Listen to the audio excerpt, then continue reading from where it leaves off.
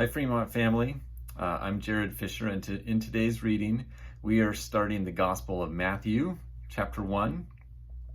This Gospel takes us from the birth of Jesus to a moment after his resurrection, where he explains that he has all authority in heaven and on earth. And in today's chapter, we don't really meet Jesus in person. We don't hear his voice, but Matthew wants us to focus on some specific dimensions of the role that this man will fill as a culmination and turning point of history. Matthew begins with a genealogy, which is like the devotional equivalent of eating our vegetables. We know it must be good for us, but it's not easy to chew on. In my Bible, the Old Testament is 847 pages long. It spans a very long time. It reflects a lot of different attitudes and situations. But what we see over the sweep of it is God progressively revealing himself and his plan of redemption to a group of people that he has chosen and preserved.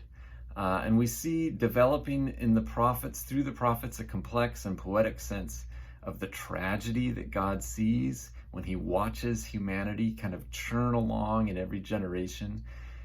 And we see glimpses of a plan that God is excited about, an unstoppable masterpiece of cosmic recreation, where this God will make out of his enemies a people of undiluted goodness and wisdom, an existence with him, without violence or chaos or death. And the fulcrum of this revealed plan is a man. The legend of the Messiah develops. And this Old Testament, it's a symphony of aching anticipation for this coming man, this coming new age. And Matthew says, with this genealogy, now is the time, and this is the man.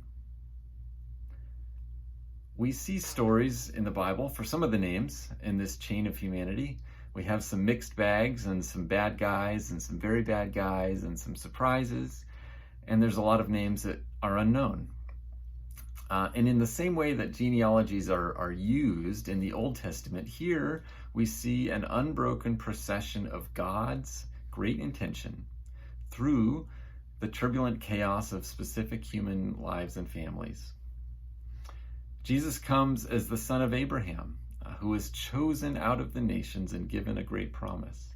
All peoples on earth will be blessed through you, and your offspring will be like the stars. He comes as the son of David, the great king of Israel, who also had a promise that God would raise up from his descendants a king who would be enthroned forever and who would build a house for the name of God. Jesus has come as the fulfillment of these promises that are at the foundation of the story that God has revealed in the Old Testament.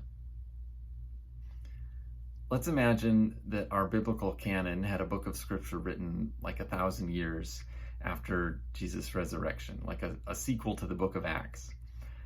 I would bet there would be no genealogy in that book, because Jesus was the fulfillment of any reason for a genealogy. His birth was announced as the end of that persevering drum roll building from Genesis to Zechariah, and now there is a new covenant, a people born again out of every nation and family and in every age.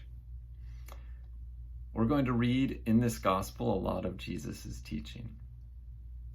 With this introduction in chapter 1, we're persuaded to come to the sermons and the parables, remembering that we are listening to the man who is the culmination of history.